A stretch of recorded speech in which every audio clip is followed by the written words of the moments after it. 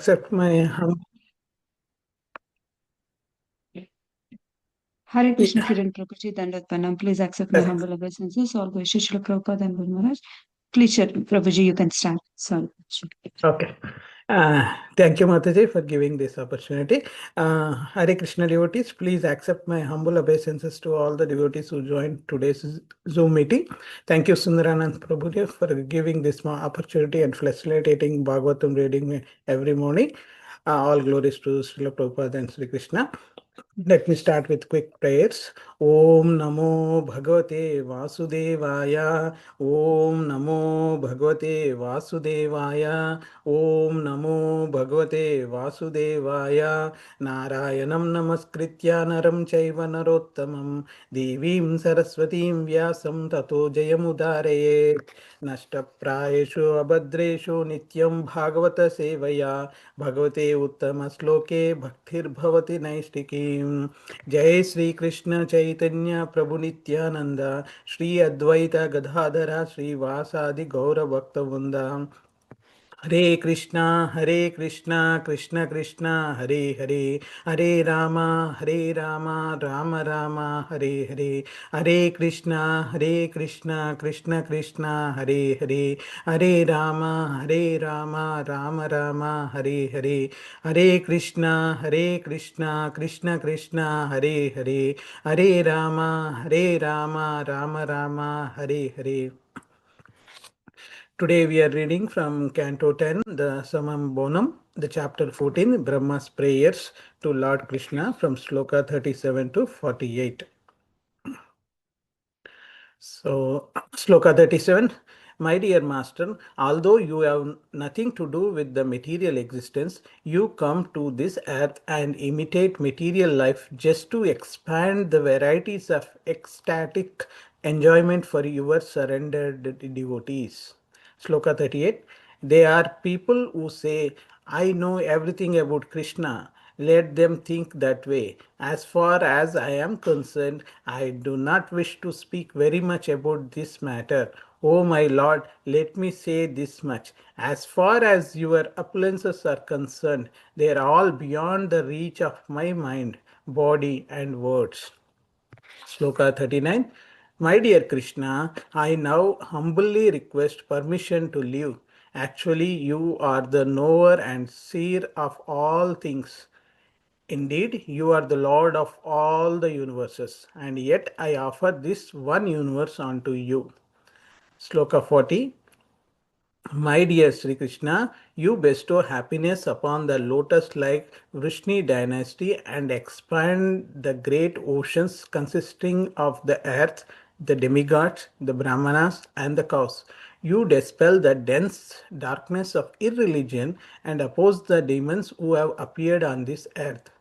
O Supreme Personality of Godhead, as long as this universe exists and as long as the sun shines, I will offer my obeisances unto you. Sloka 41. Sukadev Goswami said, having thus offered his prayers, Brahma circumambulated his worshipable God, Lord, the unlimited personality of Godhead, 3 times and then bowed down at his lotus feet. The appointed creator of the universe then returned to his own residence. Sloka 42. After granting his son Brahma permission to leave, the Supreme Personality of Godhead took the calves who were still there where they had been a year earlier and brought them to the river bank where he had been taking his meal and where his cowherd boyfriends remained just as before. Sloka 43. O king, although the boys had passed an entire year apart from the Lord of their very lives, they had been covered by Lord Krishna's illusionary potency and thus considered that year merely half a moment. Sloka 44. What indeed is not forgotten by those whose minds are bewildered by the Lord illusionary potency. By that power of Maya, this entire universe remains in perpetual bewilderment. And in this atmosphere of forgetfulness, no one can understand his own identity. The coward, Sloka 45, the coward boyfriends said to Lord Krishna, "You have returned so quickly. We have not eaten even one morsel in your absence. Please come here and take your meal without distraction." Sloka 46. Then Lord Rishikesha, smiling, finished his lunch in the company of his coward friends. While they were returning from the forest to their homes in Vraja, Lord Krishna showed the coward boys the skin of the dead serpent Agasura. Shloka 47. Lord Krishna's transcendental body was decorated with peacock feathers and flowers and painted with forest minerals, and his bamboo flute loudly and festively resounded. As he called out to his calves by name, his coward boyfriends purified the whole world by chanting his glories. Thus, Lord Krishna entered the cow pasture of his father, Nand Maharaj, and the sight of his beauty at once produced a great festival for the eyes of all the cowherd women. And Sloka 48, the last one. As the cowherd boys reached the village of Raj, they sang, "Today Krishna saved us by killing a great serpent." Some of the boys described Krishna as the son of Yashoda and others as the son of Nand Maharaj. Thank you, Mataji. And today's overview will be given by Krishna Venu Prabhu. Hare Krishna. Thank you. Thank you so much, Karan. Hare Krishna, Krishna Venudas Prabhuji. Please accept our humble obeisances. All goes to Srila Prabhupada and Guru Maharaj. Prabhuji, please take over the call, Prabhuji. Hare Krishna. Hare Krishna. Thank you all for joining today's Bhagavatam session. And thank you, Kiran Prabhuji, for reading today's slokas translations. And thank you, Sundarananda Prabhu, for giving this opportunity to share few points from the purports of today's slokas for my own purification. So we'll start with prayers. ॐ अज्ञानतिमिरान्धस्य ज्ञानाञ्जनशलाकया चक्षुरुन्मिलितं येन तस्मै श्रीगुरवे नमः। नमो विष्णुपादाय कृष्णप्रेष्ठाय भूतले श्रीमते भक्तिवेदान्तस्वामिनिधि नामने। नमस्ते सारस्वते देवे गौरवाणि प्रचारिणे निर्विशेषशून्यवादि पाश्चात्यदेशतारिणे। जय श्री कृष्ण चैतन्य प्रभु नित्यानंद श्री अद्वैत गदाधर श्रीवासादि गौरभक्तवृंद। हरे कृष्ण कृष्ण कृष्ण हरे हरे, हरे Ram Ram Ram Hare Hare. So today we are reading from Srimad Bhagavatam, Canto 10, Chapter 14, Brahma's prayers to Lord Krishna. So from slokas 37 to 48.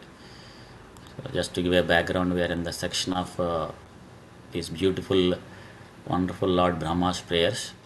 And in the last chapter, we heard the very wonderful pastime of Supreme Lord Krishna, Brahma Vimohan Leela, where Lord Brahma tried to take away the cows and cowherd boys of Supreme Lord Krishna. And then we saw how Lord Brahma bewildered by seeing after 1 year, still Krishna is playing with the calves and cowherd boys as it is. So he was very bewildered. And then finally we heard how Supreme Lord Krishna removed the Yogamaya curtain for Lord Brahma. So then his illusion was cleared. So due to that, so now Lord Brahma is offering these beautiful prayers in this chapter. So in the last couple of sessions we heard how Lord Brahma, for his satisfaction, so he started offering prayers, praise the beauty of Lord's transcendental limbs. Then he also mentioned that only by the process of bhakti, so one can be able to understand the Supreme Lord Krishna. And if anybody is trying to understand through the mental speculation, then it is fruitless. So they cannot able to understand Krishna with mental speculation or just by trying to acquire different types of knowledge, because the Krishna is inconceivable. So then Lord Brahma also begged forgiveness for his own fault, mistake, that he tries to test Supreme Lord Krishna. So then Lord Brahma mentions that just by knowing Krishna in truth, so one can achieve the liberation. Takta deham punarjanma naiti mameti suarjuna. And then Lord Brahma also glorified the great good fortune of the residents of Vrindavana, and he personally prayed to be born in Vrindavana as a blade of grass or bush or creeper, even out in the area of that Vrindavana, outside of the Vrindavana, so that when the devotees walk towards the Vrindavana, so their footsteps can be on his grass or stone, whatever it is, so that he can get dust of the devotees like that. And then he also mentions that if there is any home without a connection to Lord Krishna, that home is considered as a prison cell of this material existence. And he mentions that the homes of Vrindavana are not prison cells because they are connected to Krishna, and they are as good as the spiritual abodes like that. And then continuing those prayers today, we'll go through 37 onwards. And in the 37th sloka, we see that Lord Brahma is praying that so Krishna has nothing to do with material existence because he is transcendental, nishprapanchaha. So he is completely transcendental to material existence. Of course, still he comes onto this earth. And Krishna mentions in Bhagavad Gita also, one of the reasons that he comes into this material world is Paritranaya sadhunam vinashaya cha dushkrutanam dharma samsthapanardaya sambhavami yuge yuge, to protect the devotees and to annihilate the demons so that the dharma can be re-established. But here we also see that Lord Brahma is saying that so he comes just to expand the varieties of ecstatic enjoyment for your surrender devotees. So that is what even Acharyas also mentions, that the primary reason for Krishna coming is to perform these wonderful pastimes, the transcendental pastimes with his dear devotees, so that he will give great bliss and enjoyment for his surrender devotees, whether those pastimes that he performed in the Vrindavan or Madura or Dwaraka or Hastinapura, wherever it is. So all his dear devotees, they get a great bliss being part of these transcendental pastimes. And the other reason is so with all these wonderful pastimes, when a conditioned living entity like me, when they hear, so then they will their dormant Krishna consciousness will be aroused. So then by hearing these pastimes, one will be attracted to Supreme Lord Krishna and starts to take up this process of bhakti, and then progress in the path of bhakti, so that they can go back home, back to Godhead, and escape all the miseries of this material world, the repeated birth and death. Takta deham punarjanma naiti mameti suarjuna. Because Krishna's appearance and pastimes are divyam, janma karma chame divyam. So we also see that how Krishna gives great pleasure to his surrender devotees through this Brahma Vimohan Leela also. Like when Lord Brahma stole all the calves and the cowherd boys who were with Krishna in the forest. So Krishna expanded himself to all those calves and cowherd boys and gave a great bliss and ecstatic enjoyment to those cows and the elderly gopis, so of those cowherd boys through this Brahma Vimohan Leela. So similarly, with all these pastimes that he performs, so he gives a great pleasure to all his surrender devotees. And not only that, because all these pastimes, when the pure devotees they discuss each other, they get a great bliss. So Krishna mentions in Bhagavad Gita, right? Matchitta madgata prana bodhayanta parasparam. So when they discuss each other, katayantaschu chamam nityam tushyanti cha ramanti cha. So they get great pleasure. And Srila Prabhupada disciples, they mentioned in the purport that so these pastimes, when they were performed in the material world, because these conditioned living entities, So they don't have the experience of these transcendental pastimes in this material world. So when Krishna comes and performs, so they come to experience these wonderful pastimes, and they get a great bliss. So and then in the next sloka, Lord Brahma is saying that there are some people who say that I know everything about Krishna. So I think sometimes devotees also share that. So when they go and preach out, especially in India, to some people, so who are not connected to the path of bhakti, and they immediately say that okay, I know about everything about Krishna. So like that. But here Brahma is saying that let them think like that. But as far as I am concerned, so I do not wish to speak very much about this matter, but let me say this much, so that they're all Krishna's opulence are concerned, they're all beyond the reach of my mind and body and words. So Krishna's opulence are unlimited. So Aishwarya, Virya, Yasha, Shri, Gnana, Vairagya. So whether it could be wealth or strength or fame or beauty, knowledge, Gnana or renunciation, they're all unlimited and complete. So here Lord Brahma, who is the husband of goddess Saraswati and who has great knowledge compared to most of the conditioned living entities in this universe, he himself is admitting that Krishna's opulence are beyond his mind, body and words. Then what to speak of an insignificant Baddha Jiva, conditioned living entity like myself. So if somebody is trying to understand Krishna's opulence through their mental speculation, through this material mind and body words, so it's compared to this little frog in a little well, small well, trying to measure the length and breadth of the vast ocean.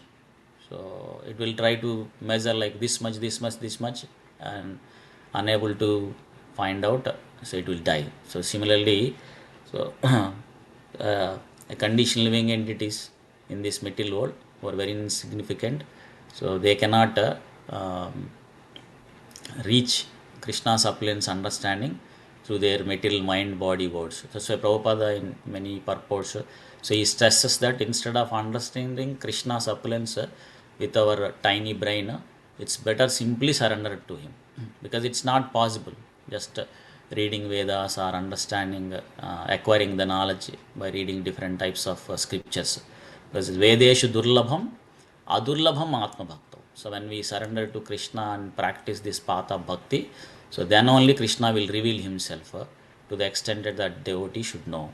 So then they will be able to understand. Bhaktya Mam Abhijanati. So now Brahma is offering all these beautiful, wonderful prayers. So then he is requesting Lord Brahma, Supreme Lord Krishna, permission to leave, and also he is saying that you are the knower and seer of all the things. And Srila Prabhupada disciples mentions that, so here also in the Brahma is saying that you are the Lord of the universes, yet I offer this universe unto you. And in the purport it is mentioned that Brahma is saying that you are the Lord of all the universes. But still sometimes falsely I think that I am the master of this universe. So I think this is one of the nice instruction for a Baddha Jiva like me. Like, sometimes I consider that I am the owner of this so and so things. Whatever the opulences or whatever little bit I have, I think I am the owner of it, master of it. But here Lord Brahma is saying that Supreme Lord Krishna is the Lord of all the universes. And sometimes Brahma thinks that he is the master of the universe. That's why he is saying that I offer this one universe to you, like that. And also Krishna as the super soul in each and everyone's heart, Huddesha Arjuna Tishtati. So he knows everything. So Upadrishta Anumanta. So he is the witness. So he watches everything, whatever we think and we do. And he is also Anumanta. So he also permits. So that's why Lord Brahma here requesting Krishna to accept him as the surrendered servant and excuse him for disturbing his wonderful pastime, because he was having a beautiful pastime with his calves and cowherd boyfriends, and Lord Brahma disturbed it. So that's why now here is begging his forgiveness from Krishna, excusing him for disturbing, and also kindly requesting kindly allow him so that he can immediately leave, so that Krishna can continue to enjoy his pastimes with his cowherd boyfriends and calves, like that.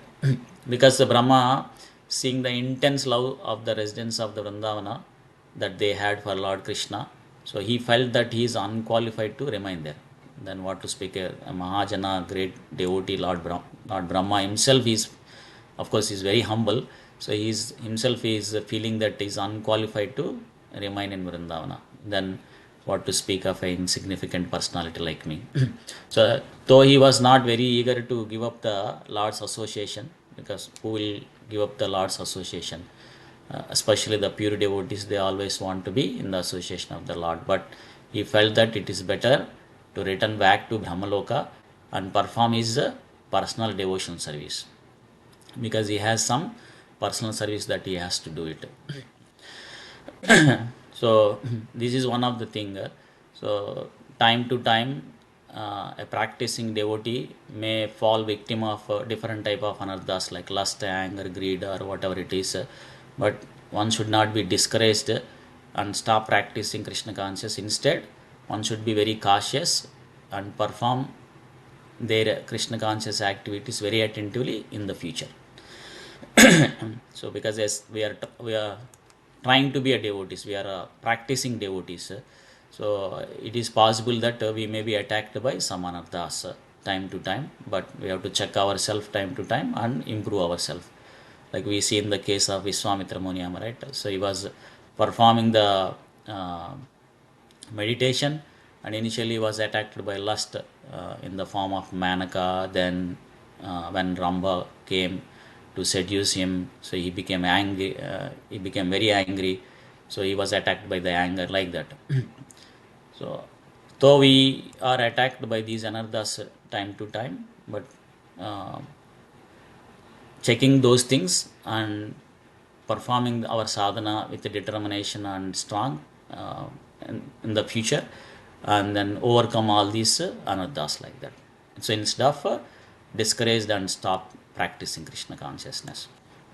So in the next sloka, Lord Brahma is praying that you bestow happiness upon the lotus-like Vrishni dynasty and expand the great ocean consisting of the earth, and then he also dispel the dense darkness of religion, um, and oppose the demons who have appeared on this earth. So like this, and in the purport, Prabhupada disciples mentions that here Lord Brahma is engaged in the ecstasy of Nama Sankirtana, glorifying Krishna's different holy names that indicates different types of pastimes. Like here, Krishna is mentioning that Lord Brahma is mentioning that he is the bestow happiness upon the lotus-like Vrishni dynasty. So that's one of the Nama Sankirtana. Vrishni Kula Pushkara Josha Dayani. So he bestow happiness upon the Vrishni dynasty, like that. So similarly in the previous prayers also, so there are so many wonderful Krishna's holy names that are connected to different pastimes.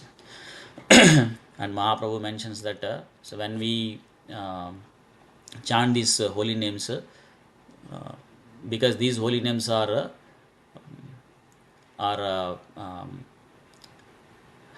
these are very potent, that as soon as we chant these holy names, so all our anarthas will be destroyed. So they will act on us. So like that. Nam Namakari Bahada Nija Sarva Shakti. So they are induced with so much potency. So as soon as we chant these holy names, then we can become purified, like that. So then in the purport, there is a quote by Srila Vishnu Chakravarti Thakur also saying that he prays that may these prayers of Lord Brahma, which takes away all the doubts and broadcasts all the definitive conclusion of devotional service, so they become the expert craftsmanship of the foundation of my consciousness. So Srila Vishnu Chakravarti Thakur is praying that so these wonderful prayers of Lord Brahma will remove all our doubts and fixes our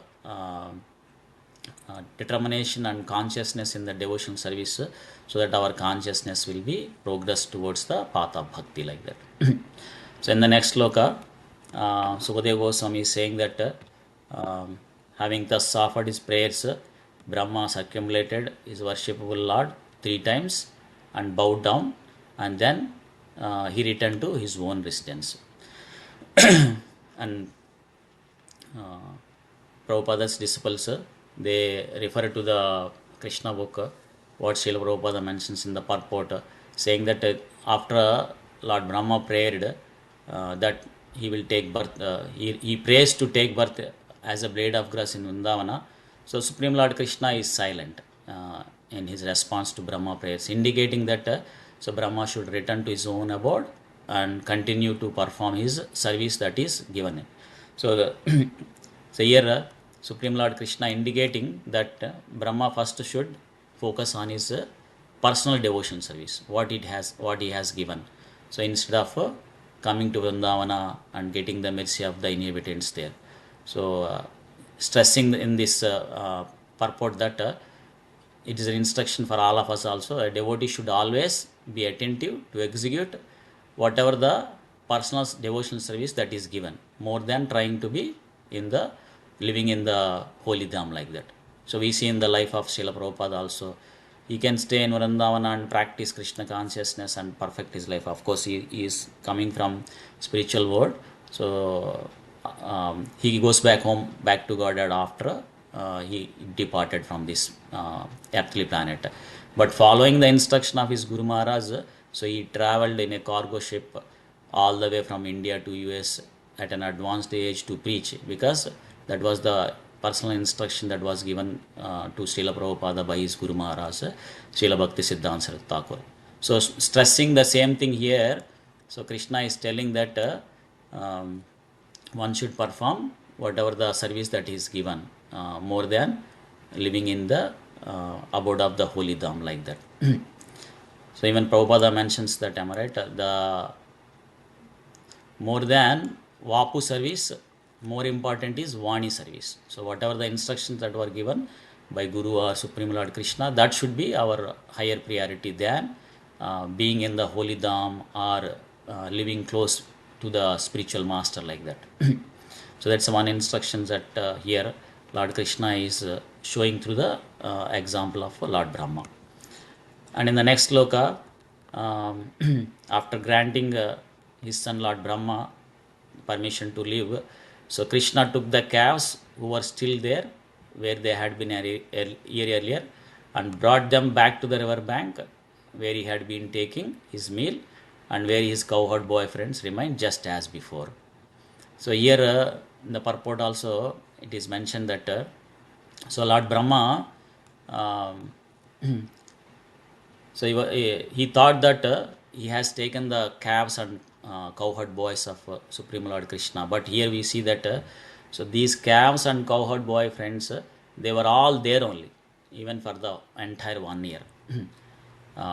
But Lord Brahma is bewildered because Krishna created this illusion, and Lord Brahma thought that so he stole all these calves and cowherd boys, but he hasn't.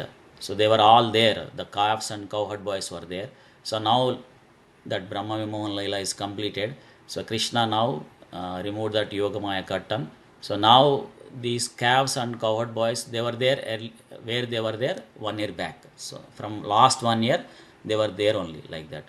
So now the Krishna went, brought all the calves and to the place where they were taking the lunch. And of course, there could be some question that comes that how these calves were surviving this whole 1 year, or the cowherd boy friends, because they were not taking anything. But due to the potency of Supreme Lord Krishna, so all these calves and cowherd boys, they did not feel any hunger or thirst, like that. So similarly, even the residents of Vrindavana, they also did not felt that they were missing the calves and cowherd boy friends, cowherd boys for the 1 year, like that, because this pastime is arranged by the Supreme Lord Krishna with his internal potency, so Yogamaya. So that's why they did not feel that. And now because that pastime is completed, so as Krishna is playing this as a beautiful actor, wonderful actor, so now he is bringing back all the cows back to the cowherd boy friends where they were sitting to have the lunch.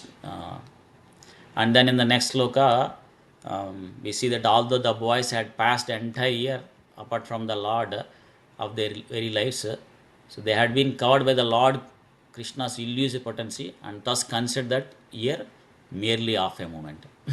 So even though that full 1 year passed away, but they did not feel that because of the Krishna's Yogamaya, so the internal potency. So they thought it is only of a moment like that. So in the next sloka, Sukadeva Goswami is telling that this is also very instructive, that he is saying that what indeed is not forgotten by those whose minds are bewildered by the Lord's illusory potency.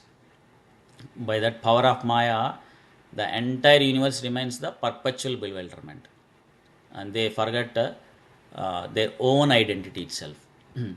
So here we see that in the purport it is mentioned that from this sloka we can understand that this entire universe is bewildered by Krishna's illusory potency. So not just a insignificant conditioned living entity on this earth planet, but even the great personalities on the higher planetary systems also, like whether it could be Brahma or Lord Indra. So they are also sometimes bewildered by this illusory potency. So due to this illusory potency, so all the conditioned living entities in this material world are kept in the illusion. And this is one of the defect of the conditioned living entity in this material world, am I right? So there are 4 defects, and one of them is we are in illusion.